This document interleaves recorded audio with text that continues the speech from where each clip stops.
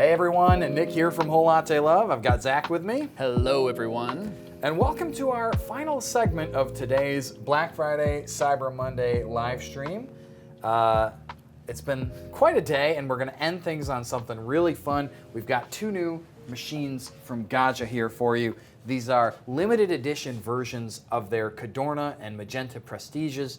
They're in a moonlight gray color and they feature a new over ice brewing, which is really pretty cool, no pun intended. Oh yeah, and it looks like you have quite a few different accessories that we're kind of pairing with this right now. As a matter of fact, I do, Zach, because we're not going to be using the included auto frothing carafes today. We're going to be exploring a couple options for how you could make cold foamed milk at home for a true complete iced beverage, which is going to be pretty sweet. Nick's really over here just trying to impress me to kind of end off the day. So what are you going to show me right now? We're going to, like I said, see some cold foaming, but really, if you've followed our channel, then you've probably seen these machines already. We had them in our best of super autos for 2024. And if you're just familiar with the Cadorna and Magenta, which have been shown in some of our previous stream segments, you know that these are incredible values for super automatics at home. These are what you would call a one-touch super automatic espresso machine, meaning that you can brew a complete milk drink from start to finish with just the touch of a button. Now, I'm going to be doing a little bit more work because I want to show off some ways that you can make a very well-made cold foam at home with just some basic implements. We're going to show off three methods, I'd say, of varying degrees of, success. Yeah. But I really want to just get right into this over ice feature because I think that that's, if you're here with us, what you're here for. So Mark, let's take it away to the Cadorna, please. And we've mentioned this before too. I feel like this is kind of the future of a lot of super autos right now, this over ice feature. And it's sound within the coffee world too of this type of extraction method that they're now using within these super autos. So you get a great, delicious cup with this. Mm-hmm. So Gaggia, what they've done is they've added a dedicated beverage, which is just called over ice. So you want to make sure that that's what you're selecting when you're brewing. So what does over ice mean? Well, in this particular case, what Gaggia has done is they've modified the extraction for these drinks, meaning if you were to compare this to even the coldest extraction temperature, I should say the lowest extraction temperature for a regular hot coffee, this is going to be about 40 degrees cooler than that. And they've also changed the extraction flow to slow it down to help extract more flavor, even though you're using a lower temperature. So that results in coffee that generally is smoother and richer while still being brewed over ice. Yeah, you still get your correct extraction off of even that lower temperature, because usually we rely on those higher temperatures to really extract and get the most out of our coffee. But a lot of intent and design has gone through these machines to really get the best flavor possible off of cold extraction. And so we are going to be using some Hollander. This is the Dutch chocolate. So Zach, I know you have dressed a glass before, but we've got some ice here too. And to show off what we've got going on today, I'm going to use one of our Quinto casts. This is the full-size cafe latte mugs. I'm going to go ahead and actually just pour that in there. And I honestly know as much as you of what Nick's about to... Dress that glass for me first, okay, gotcha. Please. Yeah. I know as much as you all on what Nick's about to put me through. I know he's trying to impress me right now. I know that, but I've definitely used these Hollander sauces before in my old coffee shops, and I really do enjoy it. I see some other things out on the table that I don't really know what has to do with these current drinks, but I'm excited to see what you have in store. Yeah, so, well, first of all, I know I enjoy making cocktails. We're going to start with this here. So I do have a cocktail shaker, and what we really want to use this cocktail shaker for is to chill our milk rather, as cold as possible, and then also, by shaking, we're aerating as well. So whenever you have a shaken drink, it's that act of shaking that incorporates air into whatever the liquid happens to be. Now, would you like your ice now? I would put that ice in there, yes, Sam. All right. So we're going to close this up, and we have our cocktail shaker ready. So let's go back to our Cadorna. Now, Gaggia has really pulled all the stops when it comes to over ice. When we go into over ice, and this is going to be really cool on the Cadorna, what you can do is you can change the settings for smaller extraction. So if you wanted something that would be more like an iced espresso, all the way up to a full 7-ounce cup, and then you could brew over ice, which is going to add a little bit more volume. Now, you can adjust your strength or even use pre-ground coffee. You could do ×2 if you wanted to make 2 over ices, but Gaggia has also included coffee boost. So if you're familiar with that from the Academia, it's going to do something similar on this machine, though the Academia produces more of a ristretto that it adds to your extraction. This is going to split your drink so that you're getting double the coffee ground into it. So in this case, though, we're just going to do a single extraction. So what's going to happen is I'm going to brew that, and while I do, I'm just going to start The form. That's right. Horizontal shake is always important. Now, I typically don't use a cocktail shaker like this where you have to hold the lid on. I have a more traditional shaker. More Boston shaker. Yeah, That's exactly. usually what I use at home too, what we used to use in our bars. All right, so it looks like it's going through that coffee brewing process, and you're shaking everything else separately from this. So I'm guessing that we're kind of going for kind of like a foamy texture, relying on this for our espresso base, but not shaking it all together. That's right. I think what he's going at right now is some layers, possibly, that we're going to see. I think we might see some layers, yeah. Okay, Now gotcha. these, All just right. coming. There we go. Perfect. So you can see right there, starting off, and then we'll clear some room for Mark so he can get a hero shot of this here. But let's go right on in now.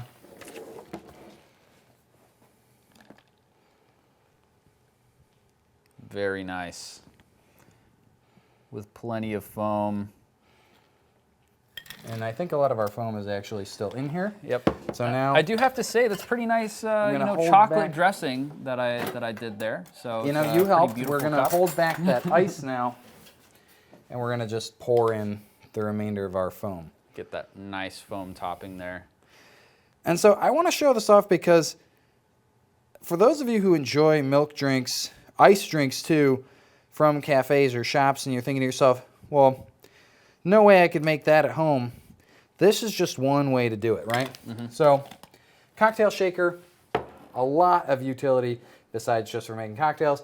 And there you have a beautiful iced, maybe a Dutch chocolate latte. Yeah, it's an iced mocha. And what's great about this Hollander sauce too, when we pair it with it, it goes so well with coffee, or if you needed to, maybe add a shot of alcohol to this. And possible some occasions, that's pretty nice with this chocolate because Dutch chocolate actually helps break down and stay away from any acidity that might happen. So I don't know if you've ever paired any like alcohol with chocolate and coffee particularly. Sometimes it becomes really bright. So when doing this full pairing and alcohol, this actually goes on a smoother, sweeter texture, being Dutch chocolate. You want to go ahead and give that a try before our foam dissipates? You know it. All right. Oh yeah, I wouldn't change a thing. No? Honestly, no. If anything, maybe a little bit more sweet foam or more sweet cold A little foam. more cold foam. So Yeah. a little more cold foam is actually exactly what we're about to see. So Okay, cool. we're gonna make Awesome. an iced cappuccino next. I'm gonna grab one of our shorter cups here for this and just do a little bit of ice. Where did I put my? And see, normally I would say there's no such thing as an iced cappuccino, but it's kind of like an iced sweet foam sort of latte is what we're going for. And I guess that would follow the bill of definition of a cappuccino there. Now, great thing on the Cadorna for these smaller cups, pull out tray, bring down the spouts. Now, if I want to make a short drink and brew it the same way every time, the great thing about the Cadorna that makes it so cool with this over ice is we can save these different versions. So let's say we want boosted strength, 2 ounces. Let's say that's going to be green. Every time I want to make this smaller cappuccino sized drink, that's going to be saved on our green profile. So if you want that really intense foam though, right? That's what you're looking for your cappuccino. That's where your French press is going to come into play, okay? Okay. So the French press does a really good job of frothing up milk. So one thing to keep in mind is you do want to make sure that your French press is very clean, but we're simply going to take our plunger and we're going to work that foam. And now I'm not even going to add any flavor. This is just going to be a cold foam cappuccino. And this is pretty similar to how we actually used to do it in the coffee shops actually back in the day. Sometimes we'd do, you know, a little bit of vanilla inside the French press, or vanilla inside a blender is another way to really do this. And you also get really good luck with any other alternative milks that maybe have like a higher fat content as well. So some of the barista grade alternative milks is a great way that you can do the same sort of thing. Or kind of the skim milks as well produce a really great foam when cold. All right, and So we got that look at that. and actually, yeah. Some nice foam there. You definitely increased and doubled your size there. That's right. In foam texture. Now we've got our cold extraction here. And like you were saying, you can put any vanilla or syrups or anything along with this. And oh, look at that. That's gorgeous. And you can see immediately that separation that you have going on there. So I feel like technically that would be considered a cappuccino in a way, if I'm looking at those layers. So just a little bit of caramel on top too. wonderful. All right.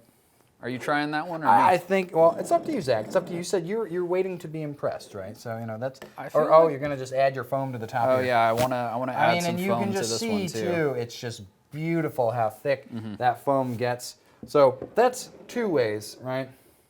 You got our iced cap here. We got our iced latte right there. So I am going to give that a sip. Okay, I'm gonna keep sipping on mine.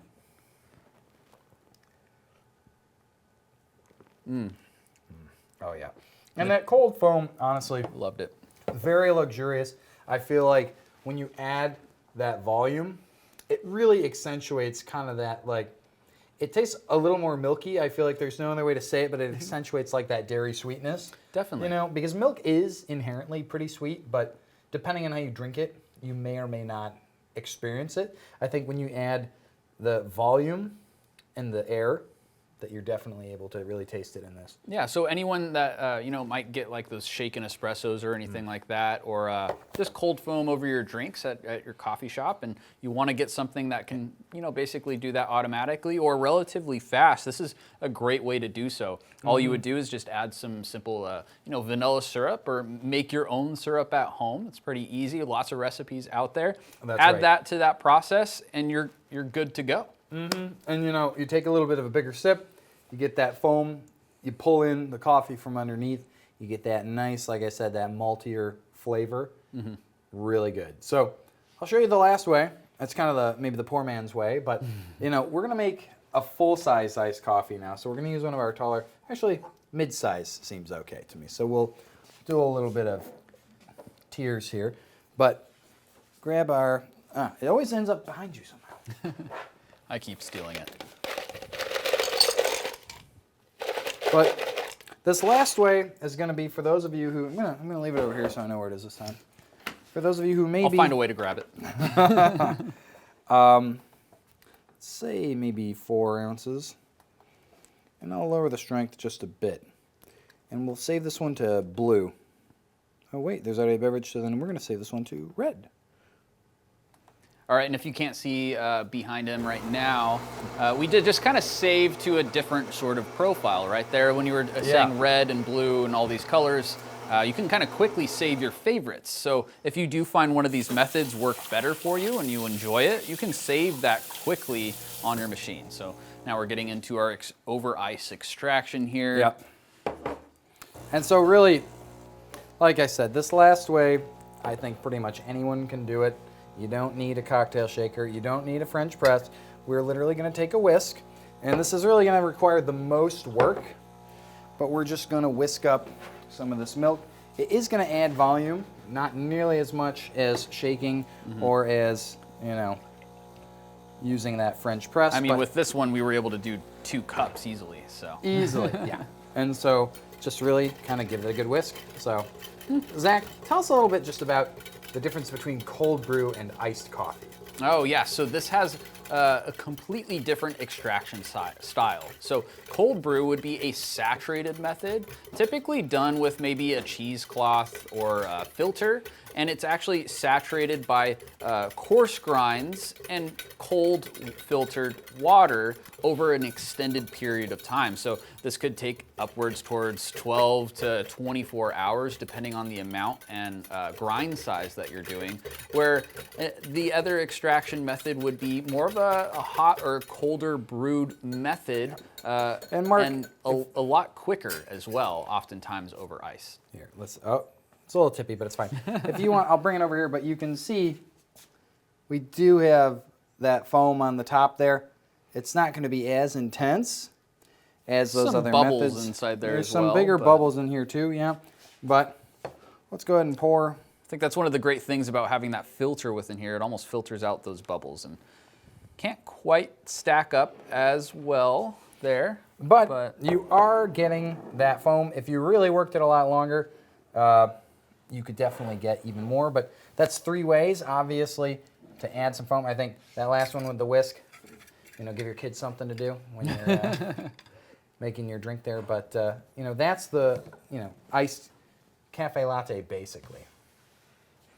But Nice and simple there. And, you know, using those Hollander sauces, in addition to that, absolutely amazing. You can even use those Hollander sauces as you're brewing already inside your cup as well. If you need a little extra chocolate, or even add that to your milk base before frothing, it does dissolve just as easily. So if you want like a chocolate cold foam, totally possible. Caramel, or even our pumpkin as well. yeah.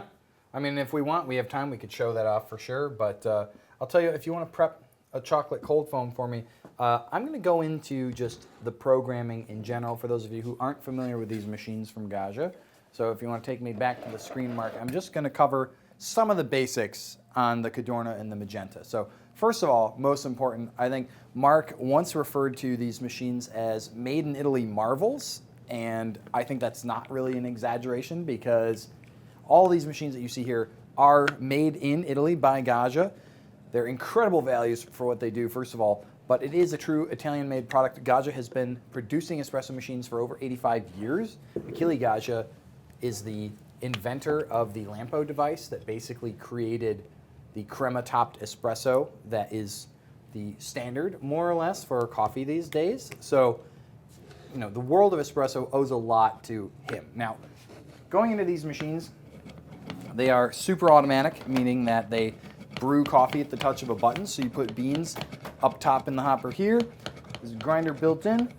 Brew group on the inside. That's a device that lets you brew your coffee in here. Mark, you're shown perfect.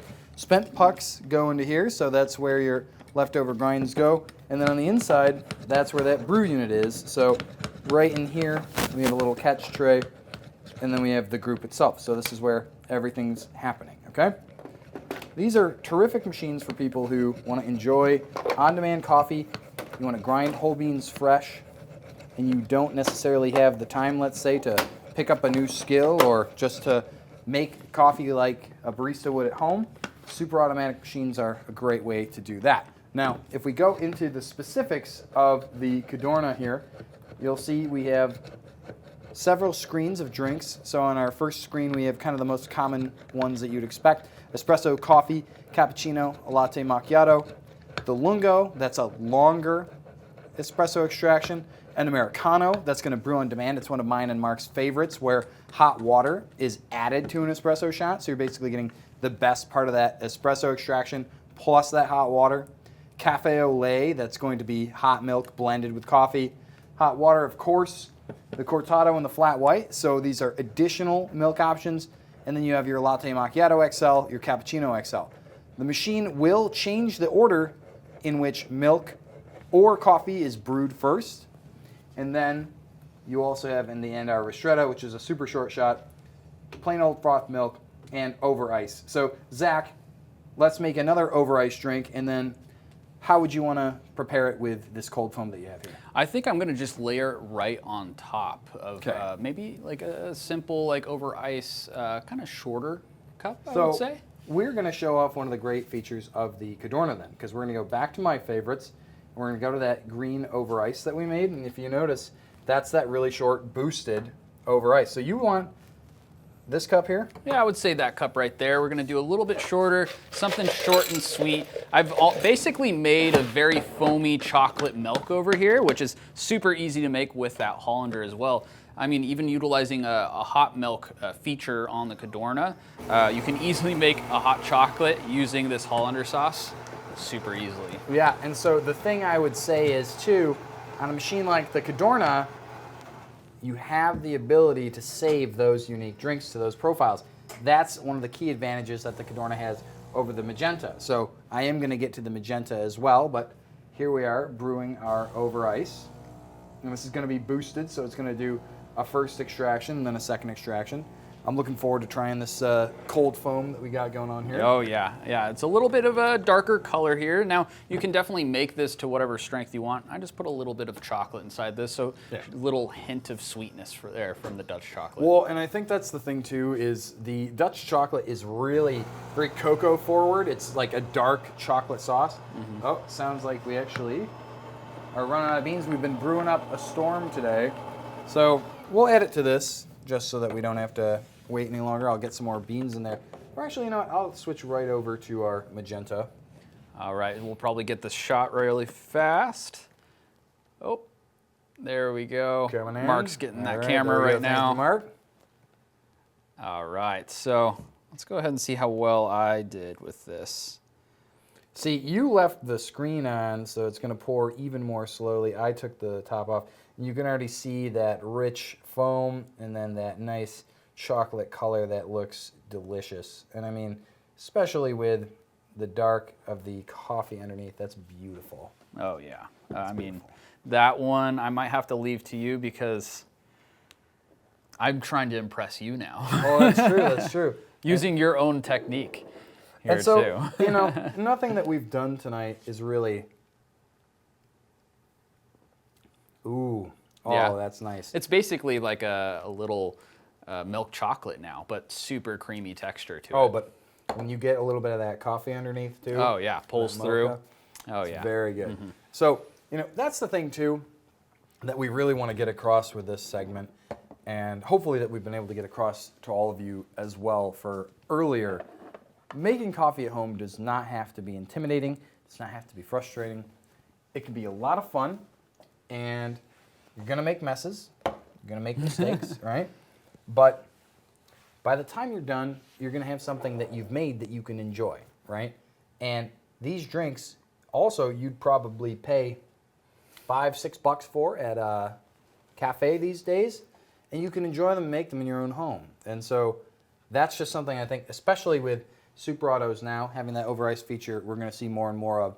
And, you know, the Hollander chocolate that we've got here now and the other cafe sauces, we're really trying to help you guys kind of take those things that you really like and be able to enjoy them at home with as little effort as possible. So with that, let's get over to the Magenta, actually. So compared to the Cadorna, we've got a slightly smaller screen. So you'll see this actually looks very similar to the Jura that we looked at earlier, where we've just got drinks that correspond to our three corners, and then the bottom here is how we switch between screens, but the same drinks: espresso, coffee, cappuccino, macchiato, americano, hot water, the rest, you know. And we don't have the XL drinks. Those are exclusive to the Cadorna, but when we go back into the beverages, you'll see you have the ability, and it's going to be a little tricky here. Let me see. Mark, is that helping? Am I helping? We can adjust coffee. That's going to be how much liquid we want to run through these beverages. You can have them longer or shorter. We have our temperature, low, medium, and high. Low and medium, ready to drink right away. High, perfect if you're going to take it in a travel mug or a cup. You can make it ×2 to tell the machine to basically brew 2 drinks in a row. And you have the ability to change your aroma. That's going to be between 1 and 5, and that corresponds to 6.5 to 11.5 grams. You can also use a pre-ground scoop, and you know, that's something I haven't demoed yet, and I think maybe we'll do that right now. So, Zach, let's talk a little bit about dosing for single shots, and I'm going to go grab some pre-ground coffee. So when we're actually using a bypass dose with this, it's specifically great if you have someone in your house that might want to brew decaf. So decaf is not something that is traditionally found towards that medium roast, although if you do have a medium roast, you can pop that right into the hopper, but maybe not everyone is a decaf drinker as well. So the most common use that I see for the single dosing hopper is specifically for that. Or coffees that might be a little too dark, because we don't want to be using too dark of coffees within either one of these machines. In fact, most super autos, we don't want to be using super dark, oily coffee. So that's utilizing right. the bypass doser or single dosing this is another way around that. Mm-hmm. Yeah, and so I've got some pre-ground coffee for us. And basically, if you're going to use your bypass doser, you want to make sure that that pre-ground coffee is ground for espresso, so this one says it. This may not be the coffee that originally came in this can. I know that I have used our grinders in this building to produce that. If you happen to have a grinder at home, right, and you can get it very, very fine, that may be fine enough to grind to go into the bypass. Otherwise, you could buy pre-ground, or if you have a local roaster who you like, they can maybe grind it up for you. So on the Gaggia super automatic machines, most of them are going to come with this scoop. So the scoop's neat, and let's see, Mark, where do I want to hold this? Maybe right here. So this scoop has two sides, okay? You've got a post here, and then you have the scoop on the other side. The scoop, you want to do one level scoop on the top, right? The other side, the hexagonal post, that's used to make adjustments to your grind setting. So there's a little yellow post in the back of the grinder. It's set to a specific grind. When you first get it, it's in the middle. And then it adjusts basically like a medicine bottle where you push and twist. That's how you're going to set that grind. Don't lose this. So now we're going to do one level scoop, and we're going to load that coffee into the bypass doser.